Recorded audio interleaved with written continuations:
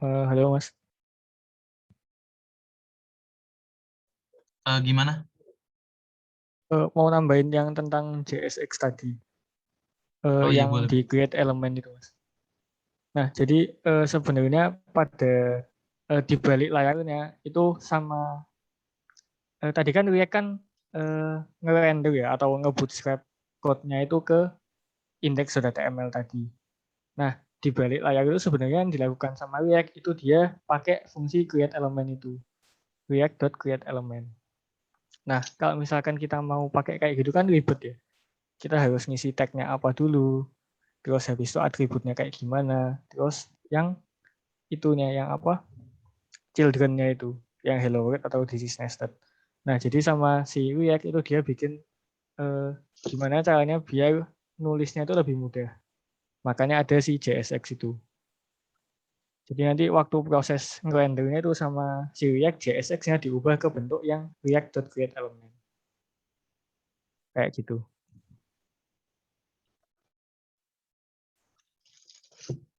Oke. Ini lanjut ya. Monggo Mas. Udah sampai mana Mas tadi? Props. Jadi di React itu ada namanya props. Nah, props ini sebenarnya sama kayak atribut. Jadi misalnya kita membuat satu komponen. Nah, hello ini dia mempunyai satu parameter bernama.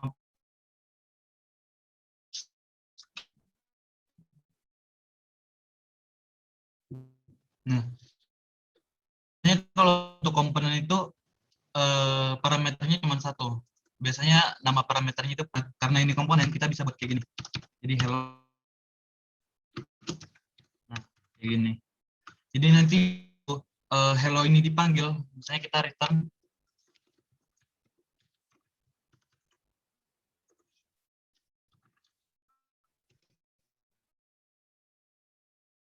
Nah, jadi dia hello kayak gini. Nah, kayak tadi yang aku bilang sebelumnya itu sebenarnya dia kayak menyingkat kodenya. Jadi hello ini sama kayak seperti ini. Nah, seperti itu dia.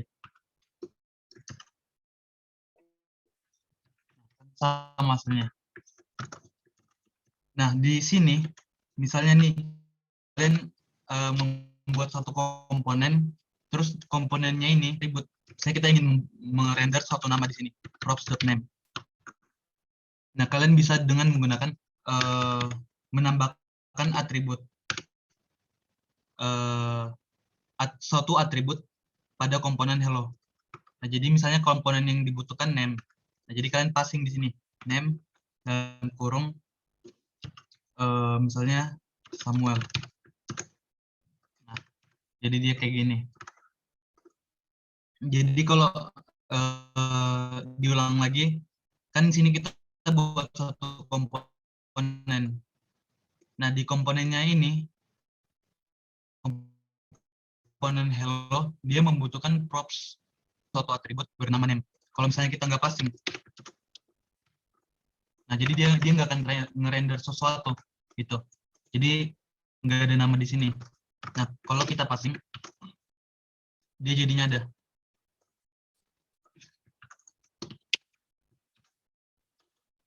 Nah, seperti ini. Apa lagi ya?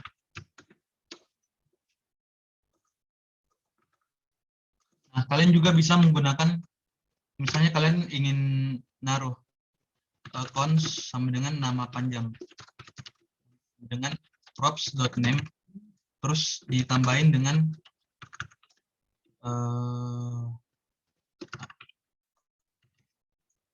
nah, jadi di sini kita akan ngerender dengan menggunakan variabel nama panjang. Jadi kayak gini dia. Sesuai dengan yang kita passing. Jadi passingnya pertama Samuel, terus selanjutnya ABCDFGH. Nah, seperti itu. Terus, nah ini sama ya. Kita mempassing suatu props. mempassing suatu atribut ke dalam suatu komponen.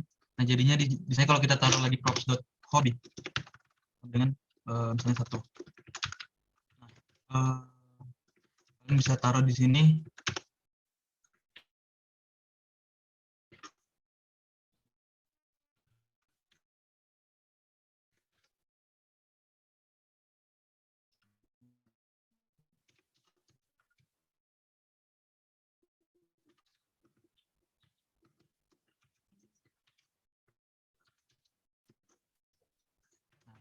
Kayak gini.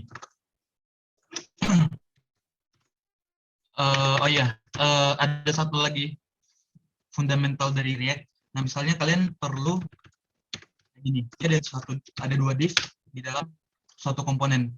Misalnya ini ABCD. Nah, ini kan dia nampilin error. Nah, kenapa komponennya? Iya, parent komponennya. Nah, di sini ini namanya apa ya? Aku lupa.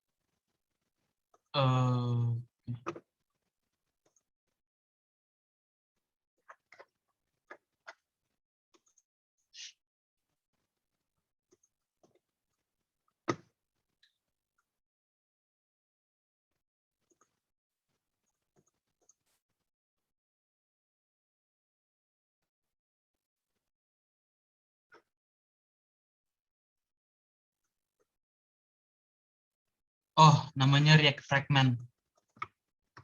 Nah, jadi cara untuk membuat satu parent komponen ini, tapi dengan kayak sini, kalian bisa taruh dengan namanya React Fragment. Nah, bisa juga dengan kayak gini. Atau cara lainnya ya kayak gini. Ada dua cara, bebas menggunakan yang mana.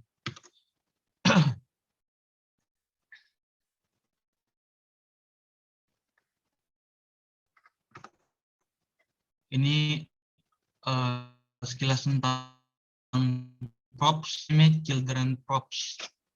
Nah, jadi misalnya kan nih, kalian lihat di sini, ini kan di dalam tag P ini ada isinya. Nah, misalnya kita isi satu lagi.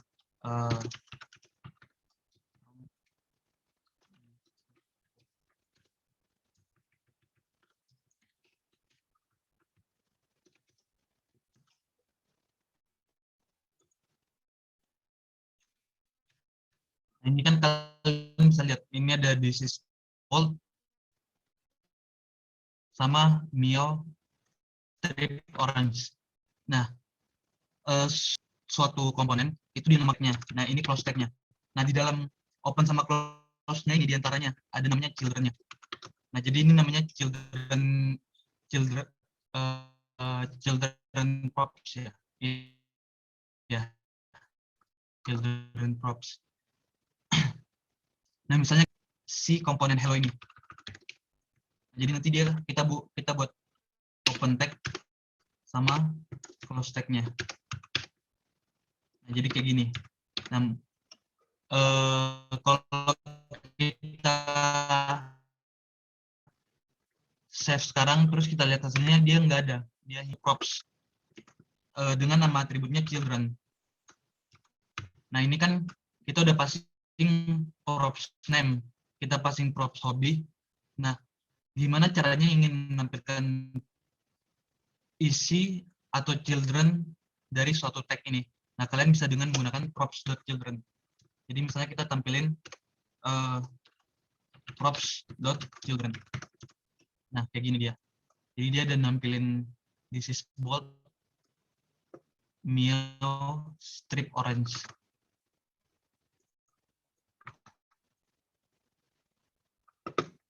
Nah, itu dia artinya children, props children. Intinya props children itu sesuatu yang berada di antara open sama close tag dari suatu komponen, itu dia dianggap sebagai suatu children. Nah, misalnya kita ikuti punyanya ini ya.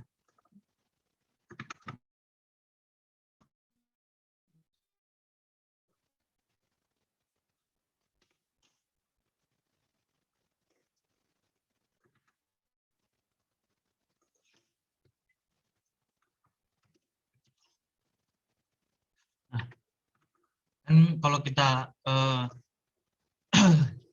telah satu-satu ini kan dia komponen box. Nah, dia nanti masuk ke sini. Nah, dalam komponen box ini, dia mempunyai tag div. Jadi kalau ini, dia sama saja dengan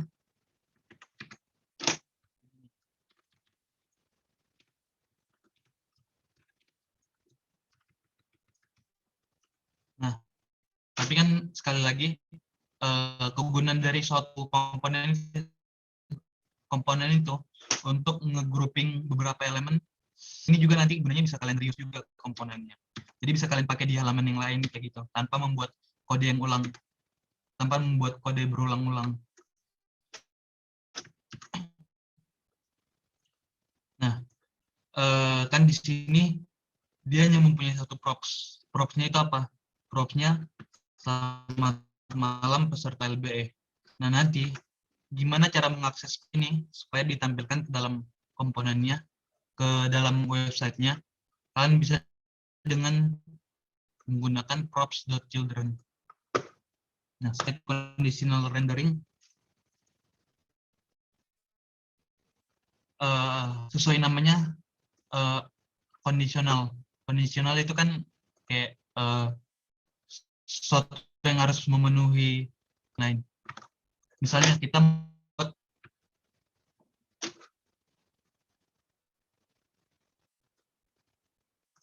misalnya kita membuat suatu komponen bernama kondisional.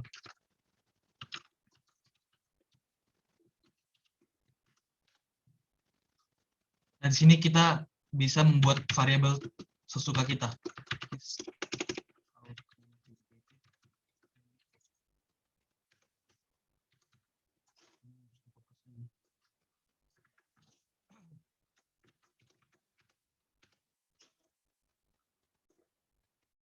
Nah,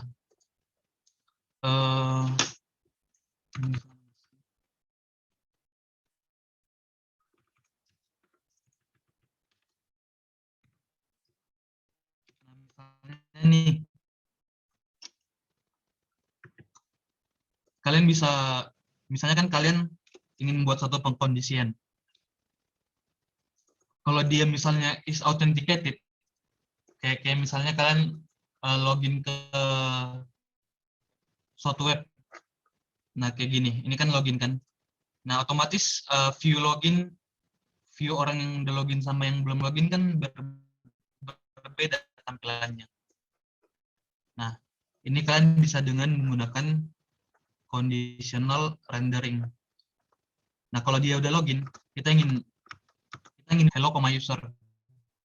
Nah, kalau dia belum login, kita bisa menampilkan hello strangers. Terus kita panggil lagi komponennya.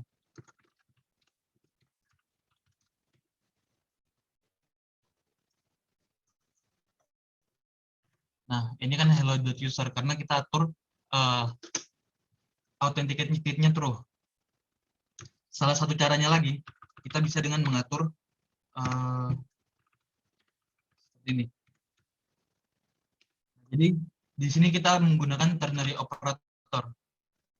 Nah, yang belum tahu ternary operator ini, dia ngembalin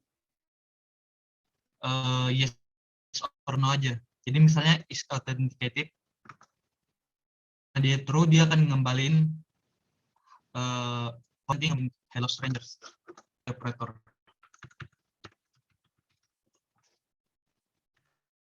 Nah, ini tetap hello. Nah, misalnya kita buat dia false, dia hello strangers. Seperti itu.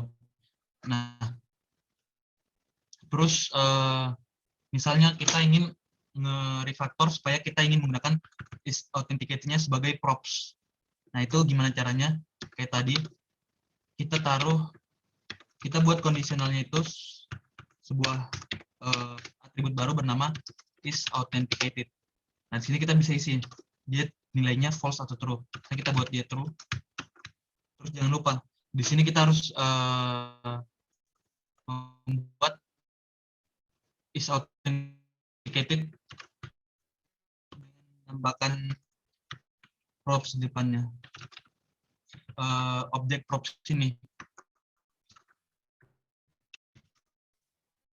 Nah, kayak gini. Kalau misalnya kita ingin ngecek apa sih isi dari props itu, misalnya is authenticated, username, email.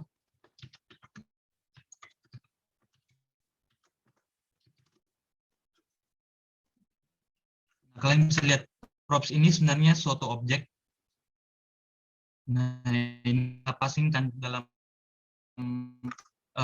komponennya. Nah, ini kan komponen kondisional, kita passing atribut is authenticated, username sama email. Nah, kayak gitu.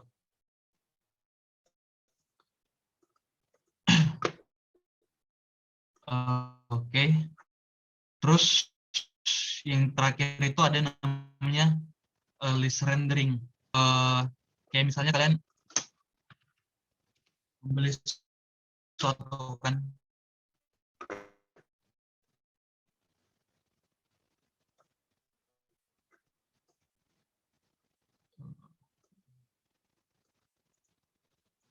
Nah, misalnya gini.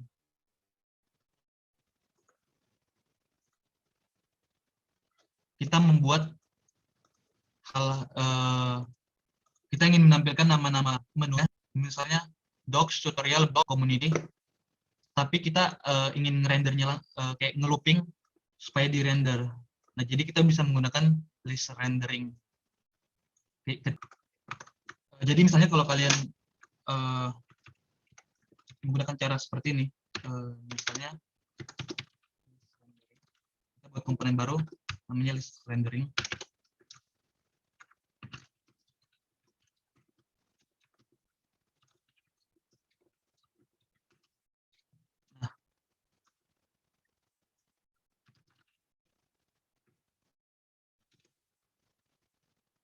Nah, misalnya kalian buat kayak gini.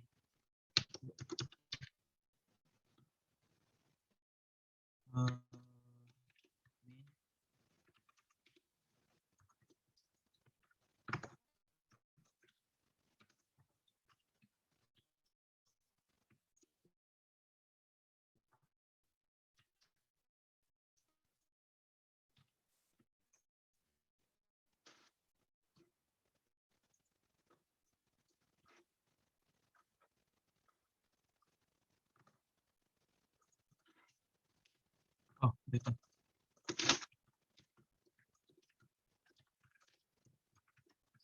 Nah, ini kan ada home, blog, tutorial.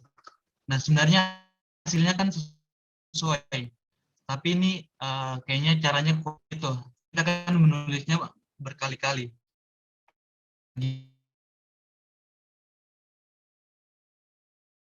Supaya kita hanya dengan yang kita inginkan. Kayak ini kan ada homes. Nah, kita bisa dengan menggunakan suatu array di JavaScript. Nah, misalnya kayak gini. Kita buat suatu array bernama users. Misalnya pertama kita buat usernya itu punya name Latifah. Terus kedua itu tadi tiga itu Wisnu. Nah,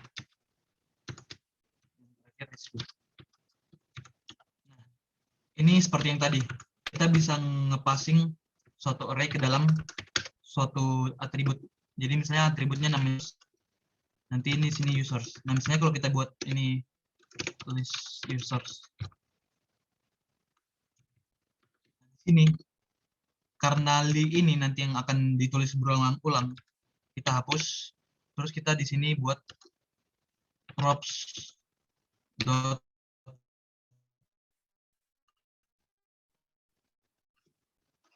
lihat lagi nama propsnya yang di list users dot map.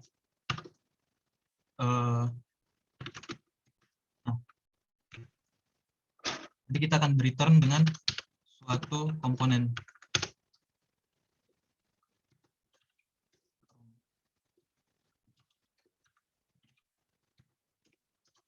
Nah, jadi nanti dia kayak gini. Latifa, Hasna, Wisnu, Rizky.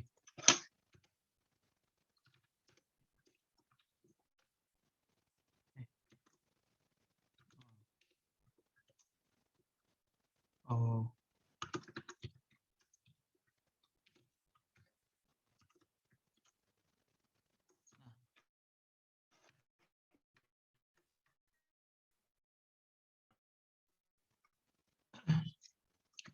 Misalnya cara kerjanya kayak gini, map. Yang pertama nanti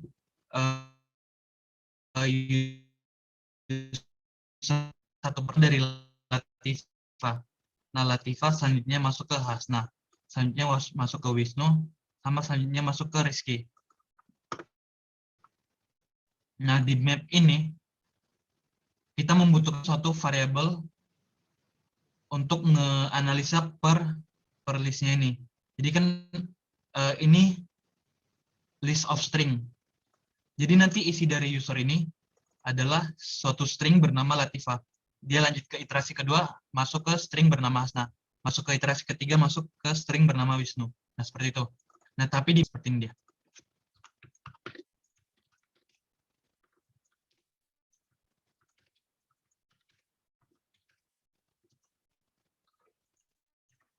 Oke.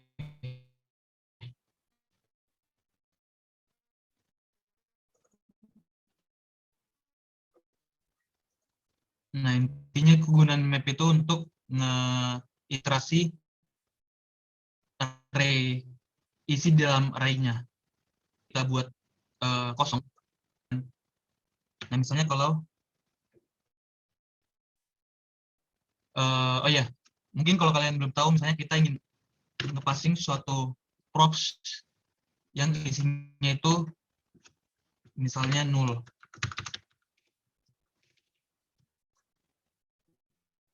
Nah, ini dia error. Nah, ini hanya sedikit tambahan sih. Nah, gimana caranya supaya kita ingin code-nya tetap jalan, tapi dia tidak ingin menampilkan error. Jadi kalau di sini 0, kan ini 0 kan otomatis, karena list users mengambil nilai dari value dari users 0, menggunakan tanda tanya di depannya. Nah, jadi seperti ini. Ini salah satu trik dalam mengatasi null value di JavaScript. Kan bisa, kita balik ke yang tadi. Nah, sekarang kita ambil contoh lebih rumit. Ini kan, nah objeknya itu isinya atributnya apa aja? ID, name, sama address.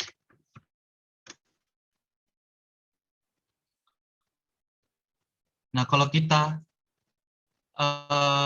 refresh lagi, dia error. Kenapa error? Karena sesuai yang tadi aku bilang, ini list users. List users nanti dia ngiterasi satu persatu. Sedangkan user ini, dia akan bernilai, dia akan dianggap sebagai objek.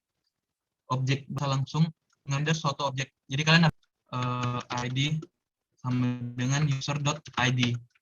Terus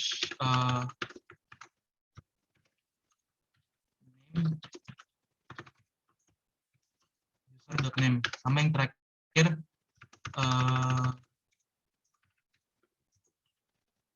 address dengan user.address. Nah, ini jangan lupa untuk naruh fragment, react fragment. Oke. Nah, seperti ini jadinya.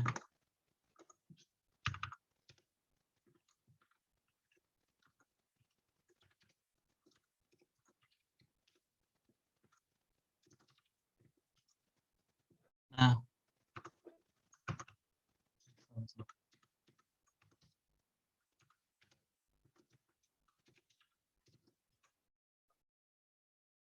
oke,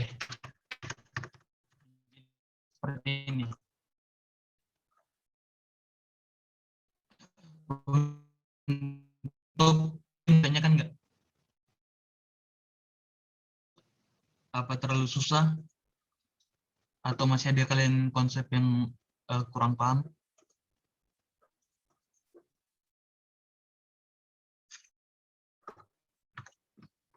Ini apa namanya?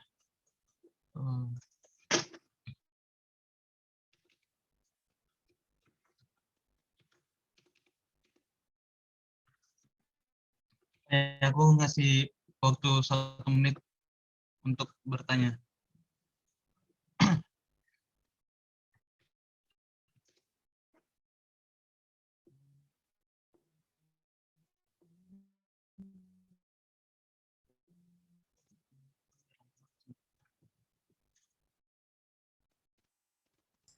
Izin tanya, Mas. Oh iya, ini namanya optional chaining.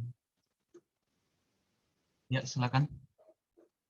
Sebenarnya saya Yunus, saya ingin tanya, Mas, untuk fragmen tadi itu kita kita tahunya harus pakai fragmen kapan kapan ya, Mas? Untuk kondisi apa aja ya, Mas? Dan kapan kita harus pakai, kapan kita tidak perlu pakai gitu, Mas? Apa harus pakai apakah harus selalu pakai gitu?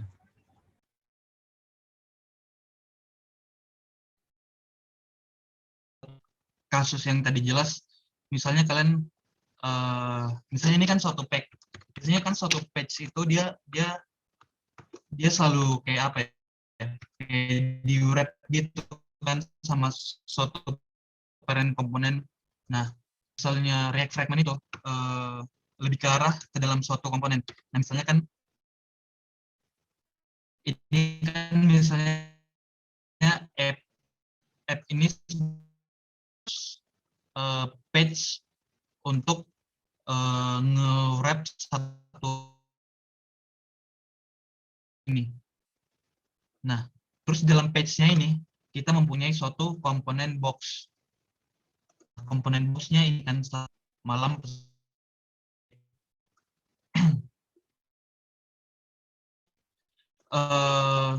kalau misalnya kita nggak ingin menggunakan suatu, kita ingin menggunakan suatu gimana ya? Box. Nah, ini kan di sini di dalam box ini suatu parent elemennya. Nah, misalnya kalau apa ya?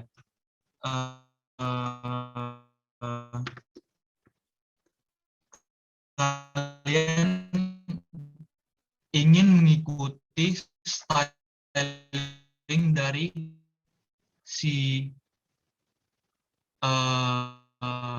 komputernya kan,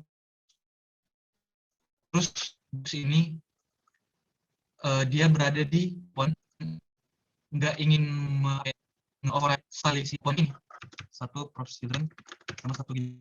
Nah, kalian terpaksa nih wajib mengeluarkan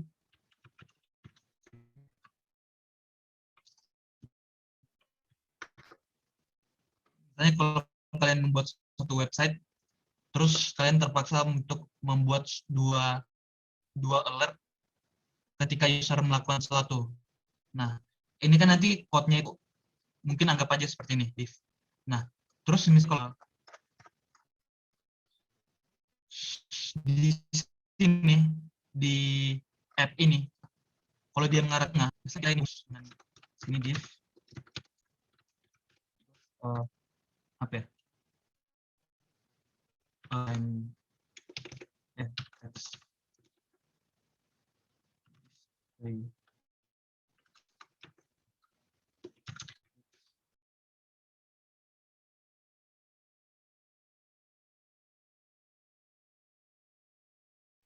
Ya ini Mas Samuel DC lagi ya. Oke deh. Ini aku mati lampu terus sih dari tadi. Mungkin tak lanjutin dikit nggak apa ya? Sampai mana tadi? Balik lagi. Halo Mas. Tadi aku sampai di mana ya, Rizky? Tadi Oke. Jadi lagi gini bahas aja. fragmen nggak sih Mas? Nah kan di patch ini cek suaraku udah kedengaran ya. Tes. Masuk Mas.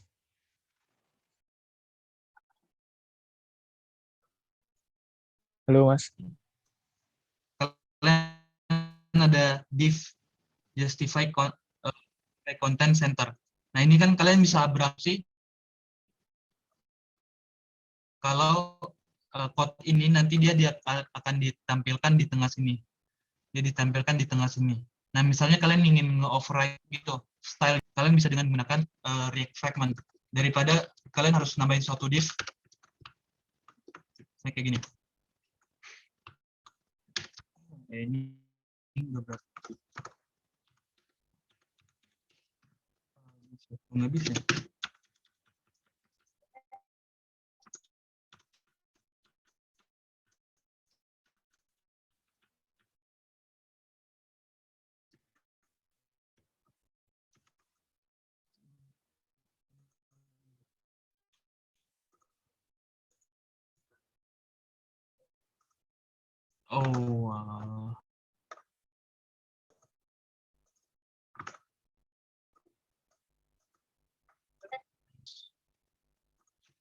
Oh, sorry. Ini harus taruh style.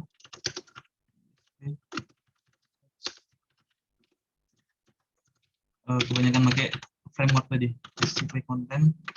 Bentar. Nah, misalnya kayak gini.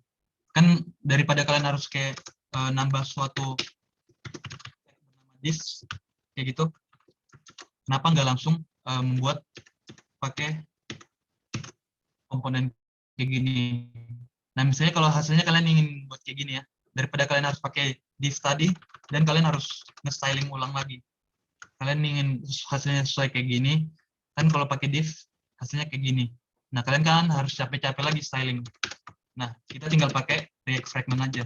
Biar nggak usah nge-styling ulang, nggak usah nge-override stylenya. Seperti itu. Apakah menjawab? Iya Mas. Oke Mas.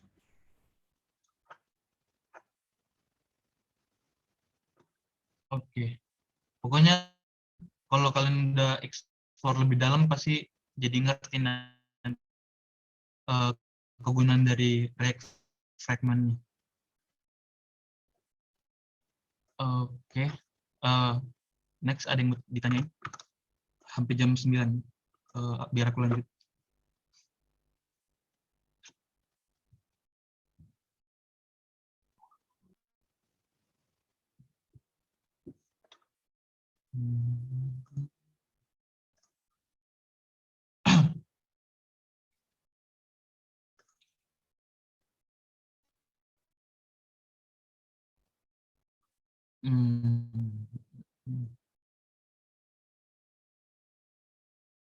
Nah, oke lanjut. Selanjutnya ada namanya, kita lanjut list rendering.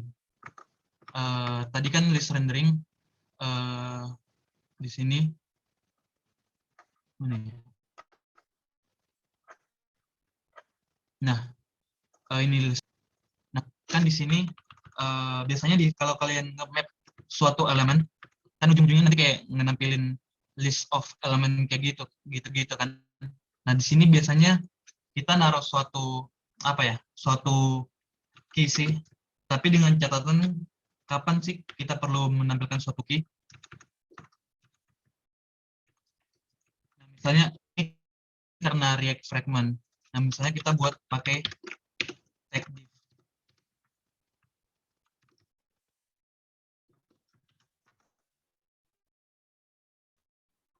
kalau kita cek lagi website kita, dia kok nggak ada error. Nah, ini ada error namanya kita harus menambahkan suatu unique key. Itu sendiri menyarankan supaya kita menambahkan suatu props bernama key. Nah, key ini gunanya untuk apa? Aku sendiri sih jujur kurang tahu, tapi biasanya itu untuk kayak membedakan suatu ininya. Kan ini kegunaan dari key. Nah, biasanya key-nya ini bisa berisi string, tapi biasanya orang-orang pakai berisi ID gitu. Jadi misalnya kan kita nampilin suatu ID dari produk nih. Nah, kalian bisa membuat key-nya itu dengan ID dari suatu produk, atau kalian juga bisa menggunakan index. Di sini kalau kalian map ada namanya index. Jadi dia dua parameter. Parameter pertama user, parameter kedua index. Jadi kita taruh di sini. Nah, kalau kalian lihat lagi refresh, jadi hilang errornya. Tapi kalau biasanya ngoding ya, mungkin kalau yang lain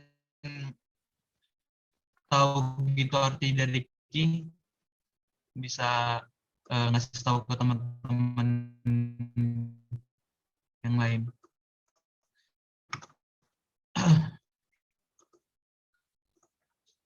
Oh ya, di sini udah ada sih ditambahin penggunaan dari key ini.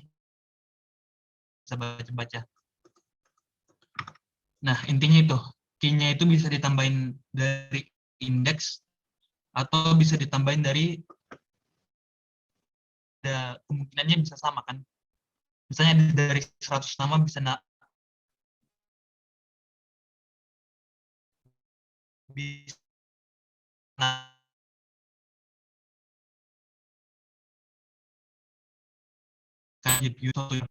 seperti itu. Intinya kalau kalian ingin menggunakan key, kalian harus tahu juga data yang kita data yang kita list datanya itu apakah ada atribut yang bisa unik. Ada. Kalau ada yang bisa unik,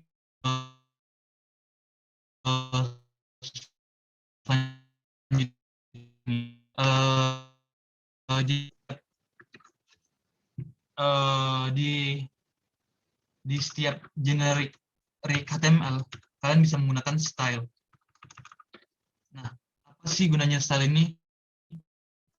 Style ini gunanya ya ini. Nah, ini kan kita misalnya style apa ya? Week-nya 100. Nah, kayak gini. Kalau ada yang di tanda minus kayak gini, nanti dia jadinya huruf besar. Nah, misalnya kayak gini. Font. Nah, jadi pakai huruf besar untuk week-nya. Kayak gitu. Intinya style ini sama kayak styling di CSS. Nah, ini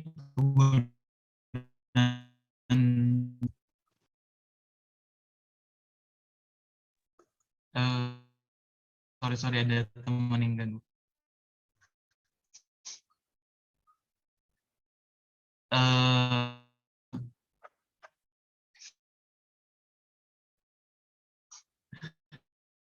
Oke, lanjut.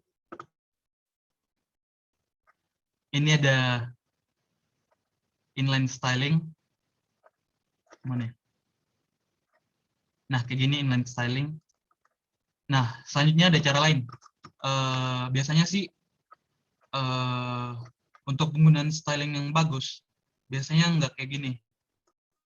Nah, ini nanti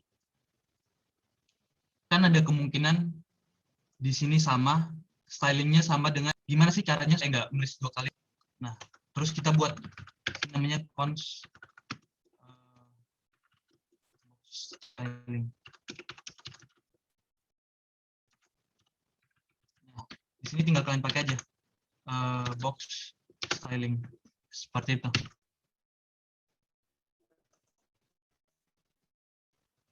Nah, hasilnya sama. Misalnya kita buat ini box stylingnya untuk yang di sini ya. Misalnya kita punya dengan 200.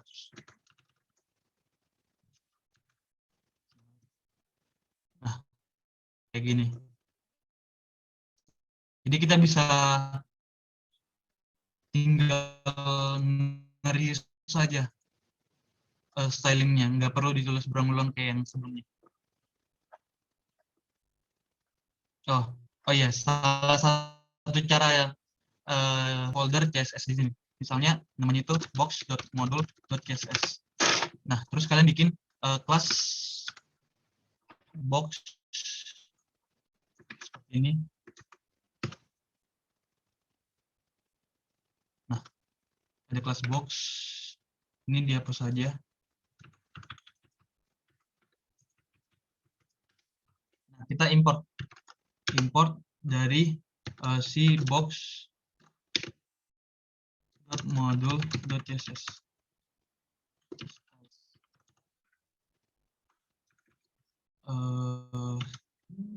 Cara pengaksesannya itu kan kalian lihat di sini styles.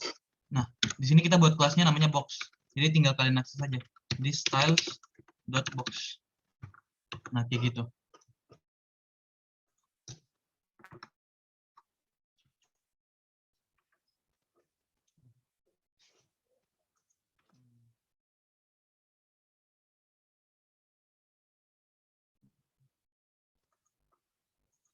Ini kan seperti yang kalian udah pelajari sebelumnya, ini kan dia masuk ke kelas.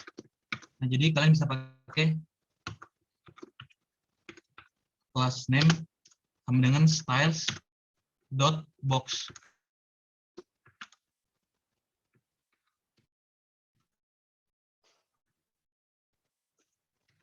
Nah, jadi hasilnya sama. Styles.box. Seperti itu untuk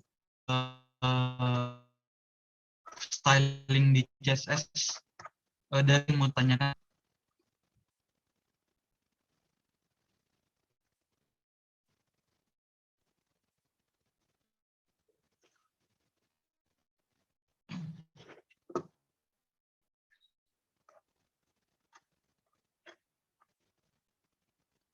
Intinya itu kalian bisa pakai 3 cara tadi. Style atau taruhnya di sini langsung inline-nya, atau yang satu lagi dengan menggunakan box.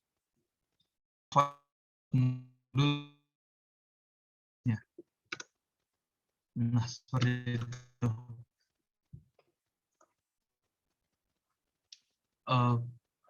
Oke, ada yang mau tanyakan?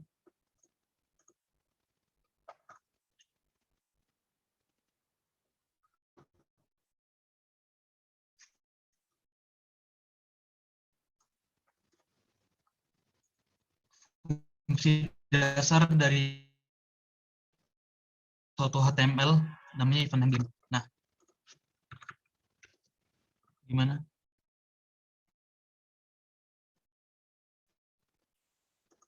Enggak deh. Nah, misalnya nih kita membuat satu button.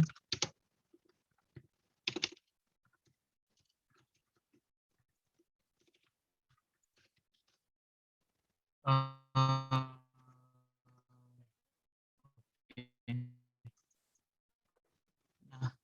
ini kan ada button klik me.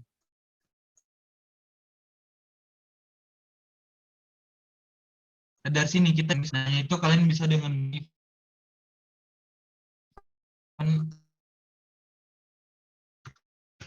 event di sini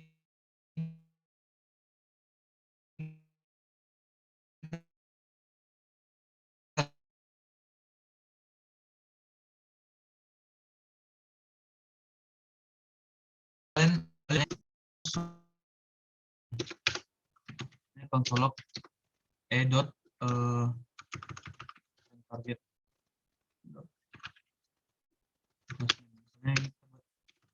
class name.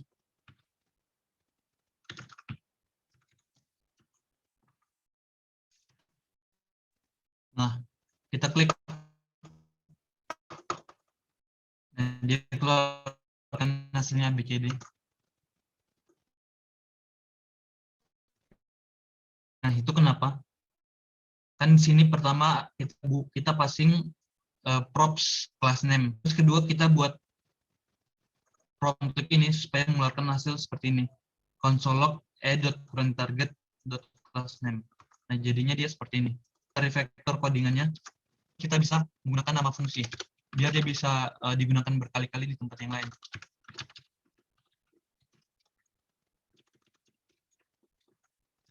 Nah, ini kita buat nama fungsi bernama handleClick dengan tujuannya ngekonsol class name yang tadi. HandleClick. Nah, di sini ada dua opsi. Kan misalnya kita klik. Nah, di sini kalian bisa nggak naruh parameternya, jadi langsung nama fungsinya. Atau cara kedua, terus dalam fungsi itu kalian passing fungsi yang sekarang handleClick. Nah, kalian di sini ini kan ngeluarin parameter e. Nah, kalian bisa tulis parameter e di sini. Terus ini nggak bisa. Nah, seperti ini.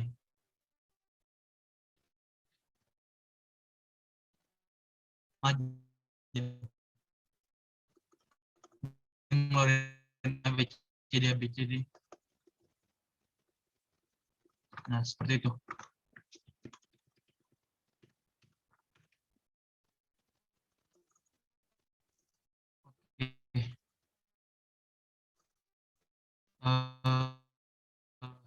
Event handling udah. Oh iya, ini sama kayak tadi penjelasannya. Terus yang terakhir ada namanya hooks. Basically hooks itu apa sih? Hooks itu suatu fungsi yang yang bisa dipakai berulang kali. Nah, misalnya nih kalian misalnya udah pernah buat suatu fungsi di sini udah kalian buat panjang nih codingan untuk timer. Nah, terus di halaman lain lagi dia butuh codingan seperti ini. Kan otomatis kalau kalian nggak tahu caranya, pasti kalian tinggal kopas codingan yang di sini, terus bawa lagi ke file yang lain. Nih, kalian di sini kopas timer.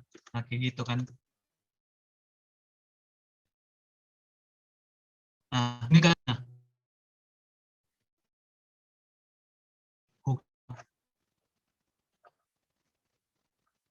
hook itu gunanya kayak kita nge-reuse suatu logic di antara suatu komponen. Nah, contoh-contoh hooks itu di React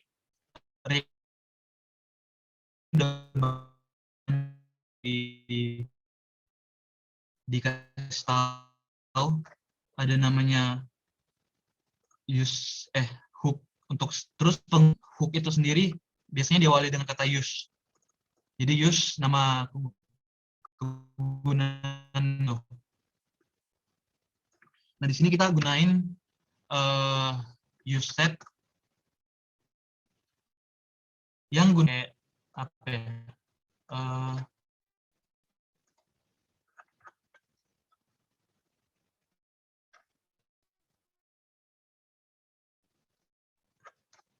Misalnya kalian udah pernah nggak kayak buat aplikasi to-do list gitu. Jadi aplikasi to-do list dia kayak ngeklik tambah di sini, nanti dia keluar list-list yang lain. Nah, itu simpelnya kita bisa menggunakan suatu hook bernama useStat. Nah, tambah. Nah, ketika kita ingin ngeklik sesuatu, kita ingin ngeluarin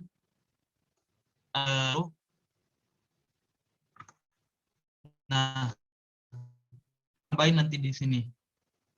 Nah, itu kalian bisa menggunakan hook bernama useStat.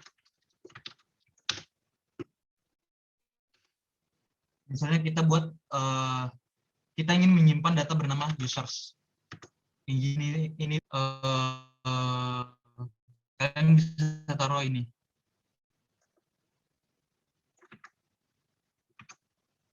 Nah, kayak gini. Save. Nah, kalian bisa lihat hasilnya sama aja.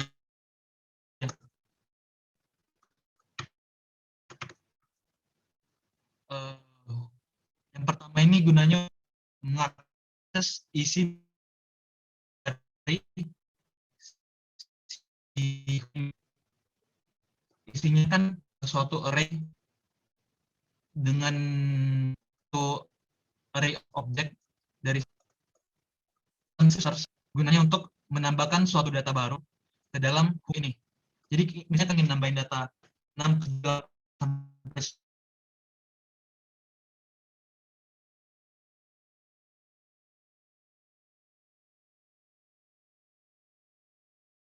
Tunggu sebentar ya, teman-teman.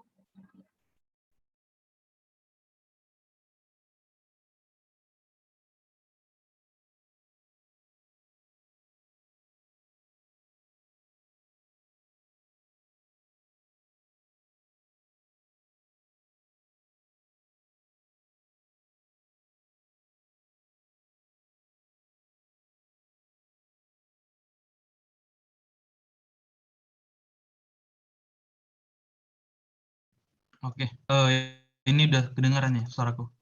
Udah, Mas. Oke, sip. Nah, ini kita pakai penggunaan use-state yang mudah aja. Jadi misalnya kita ingin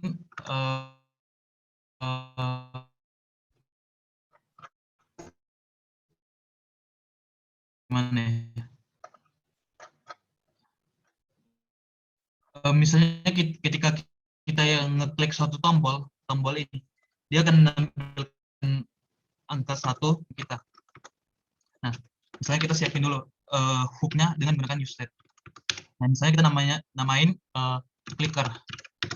Karena kita ingin menyimpan nilai awalnya berupa angka, berarti kita misalnya taruh di sini. Terus di bawahnya ini kita buat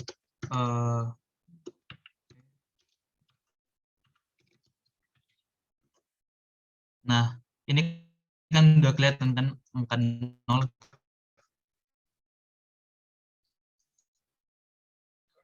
Nah, misalnya kalau kita klik tambah, kita ingin meningkatkan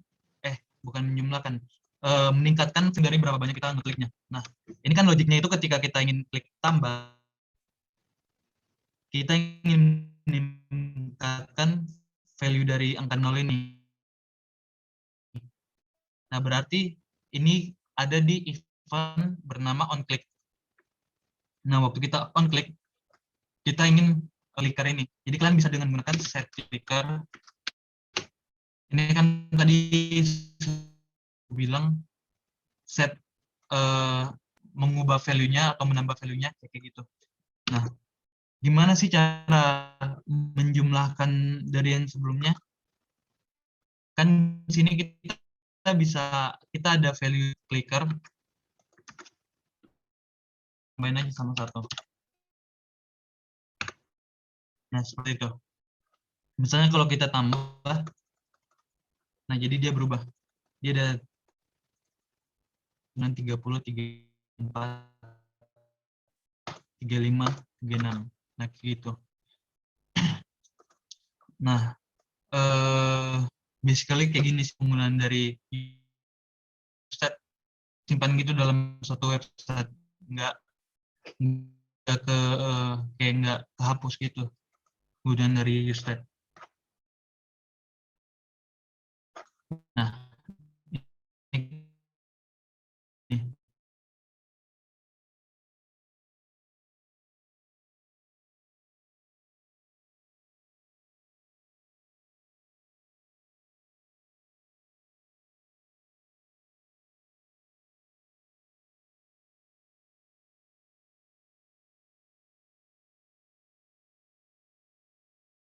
Oke, sorry. Ya, Mas.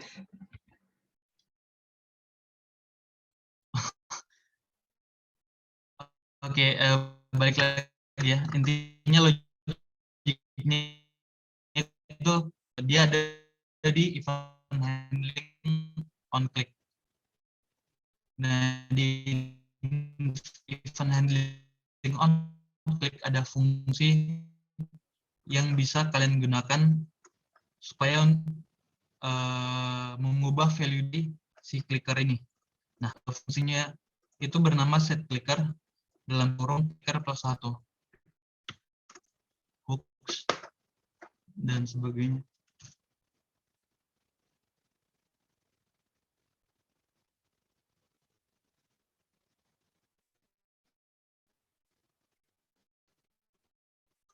Oke, aku kasih 1 menit.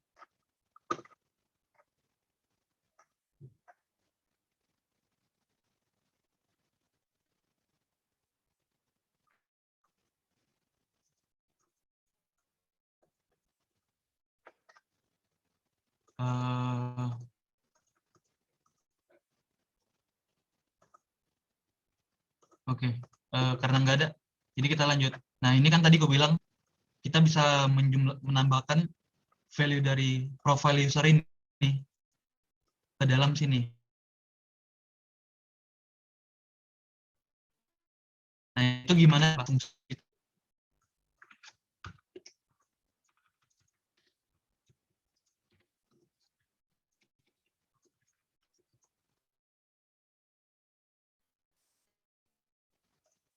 Nah, di sini sebelumnya kita rendering, kita udah langsung auto nge-map suatu ke dalam namanya ini. Nah, ngeklik suatu tombol user. Nah, caranya event handling on click kita buat fungsi baru. Karena kalau kita pakai fungsi handle click kan dia udah dipakai sama si ini increment value dari clicker ini. Nah, misalnya handle add user. Di sini kita buat fungsi baru.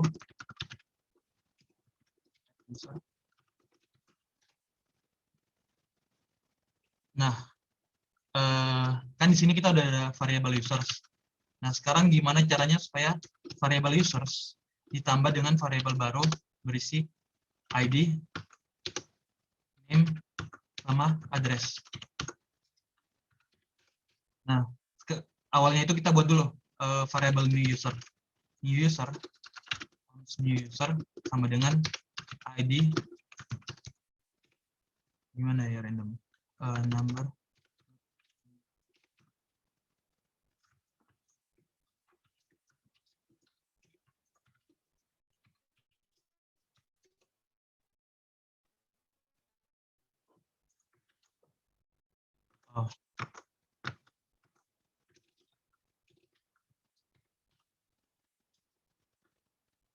map number. Nah, misalnya kita ingin nge-random ID, terus kita buat namanya, address-nya. Sekarang kita udah ada nih user barunya. Terus gimana cara nge-add-kan user baru ke user sebelumnya? Kita tinggal ngegunain variable set user, fungsi set users, kan seperti yang tadi udah aku bilang, set users itu gunanya untuk menambahkan atau mengubah value dari si suatu state. Kan ini ada set users.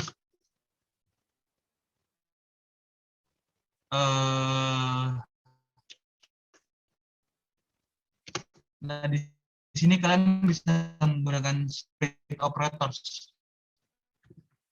Basically sih split operators itu sebenarnya kayak gini.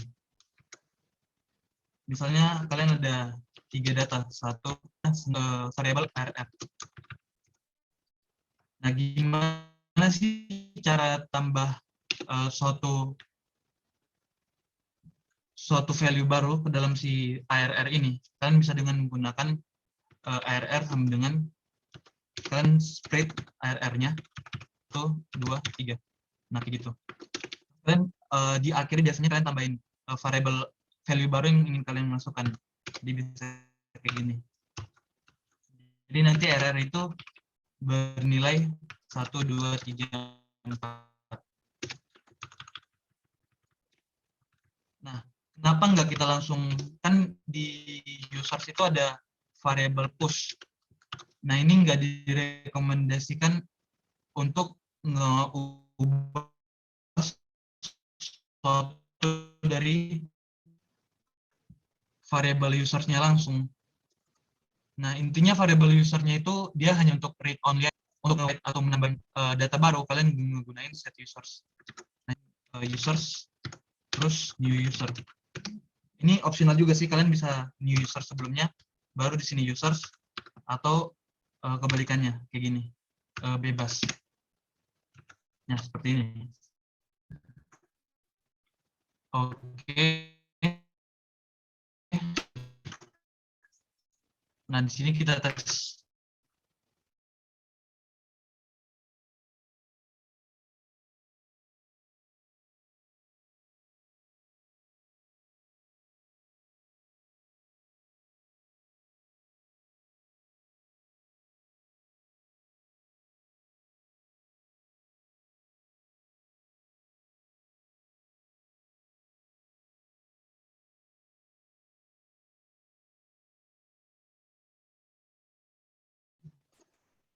Tes. Sorry. Nah, aku ulangi ya. Ini kan kita udah nambahin users. Set users, kita split user lama, terus kita tambahin user baru. Nah, kita tes, nah dia bisa. Nah, kayak gitu. Dari sini ada yang bertanyain, karena ini udah sisa form handling. Masih ada yang bingung cara penggunaan useStat? Intinya, dari parameter pertama hasil dari useStat,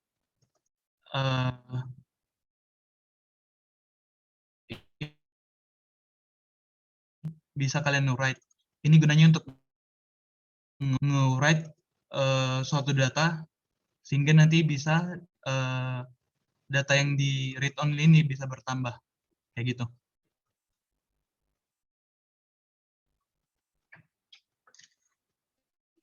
Oke, aku nunggu 1 menit.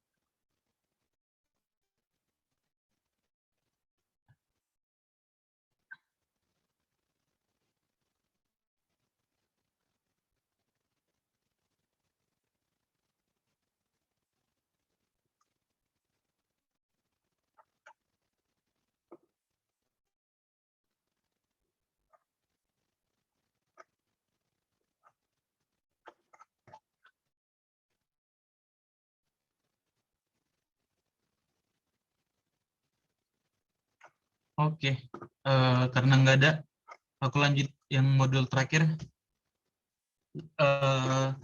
form handling. Ini kita tinggal buat elemen form. Nah, ini satu input, namanya misalnya type text.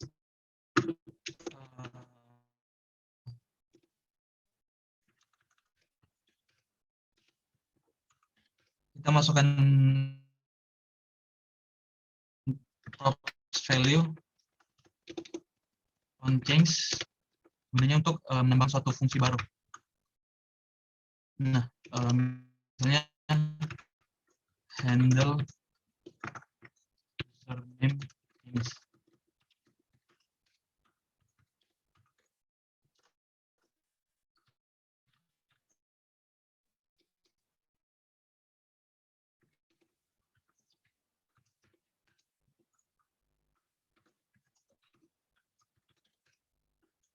Nah, ini kan kita ada form. Nah, biasanya suatu input itu kan ketika kita misalnya nulis kayak gini, dia harus berubah nilainya. Nilai dari value dari suatu variabelnya. Nah, gimana sih cara menampung suatu nilai yang bisa berubah-ubah? Kita pakai namanya useState lagi kayak tadi. Jadi use-nya itu kita namakan username sama set username. Initial state-nya itu kita kasih kosong aja. Nah, jadi cara bacanya itu value string, terus kita bisa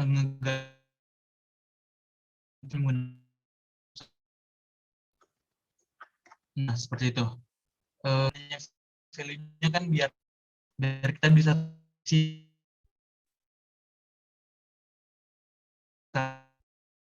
nah value-nya itu kalian bisa taruh dengan username.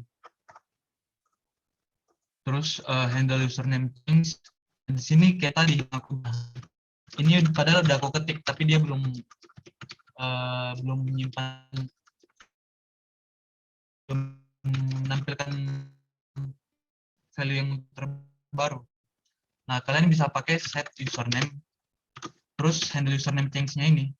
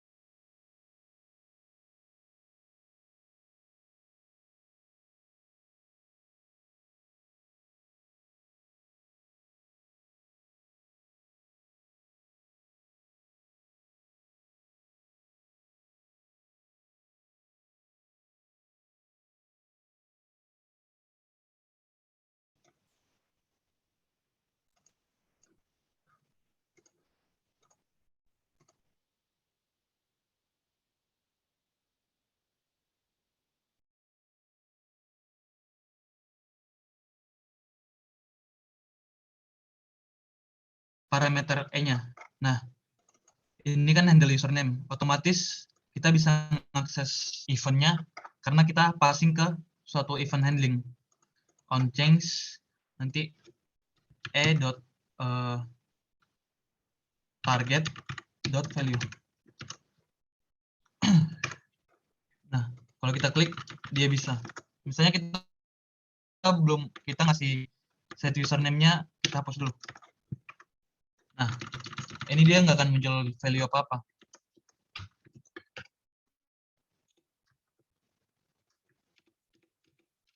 Seperti itu.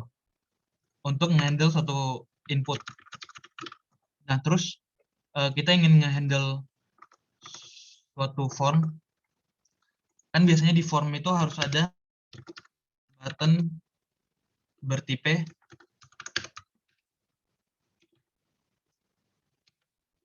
submit.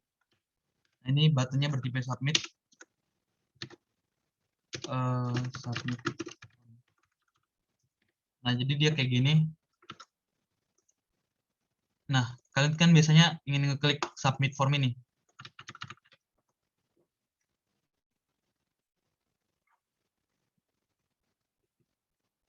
Nah, di sini kita bisa taruh, ini karena form, jadi kita handle event handlingnya bukan di buttonnya, tapi di formnya.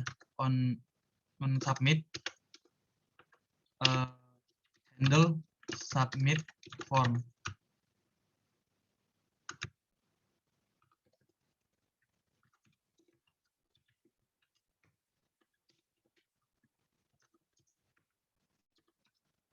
Nah, kita buat fungsi baru, on handle submit form.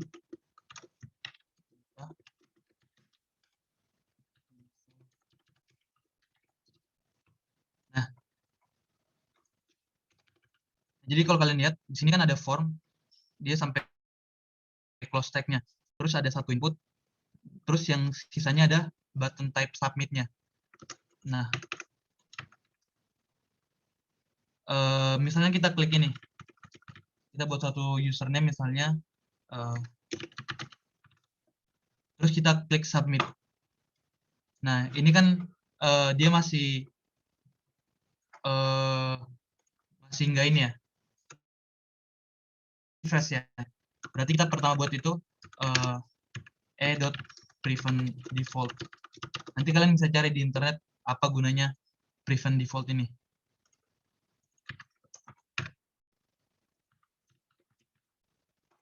Nah, oke. Target.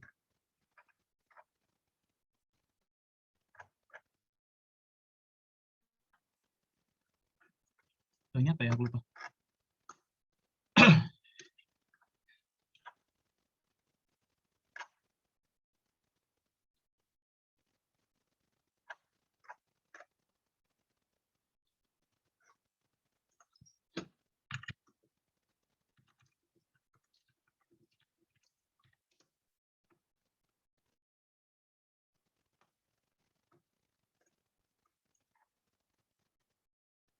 Oh.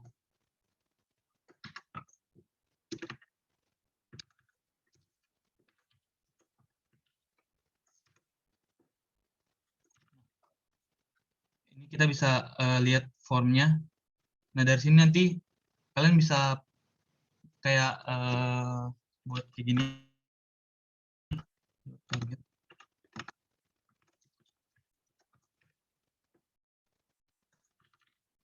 Nah, ini kan username-nya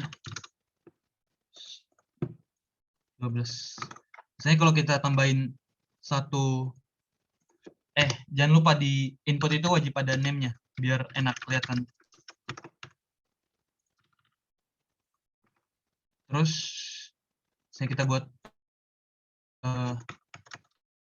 untuk email.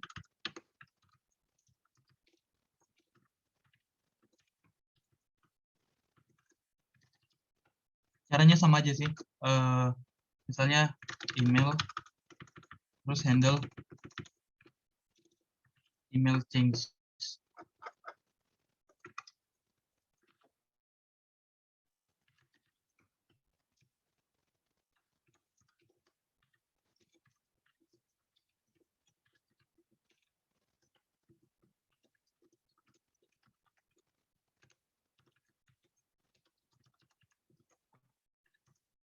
Nah, misalnya ini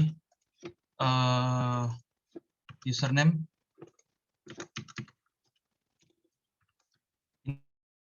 ini emailnya. Nah, kayak gitu. Cara submit formnya.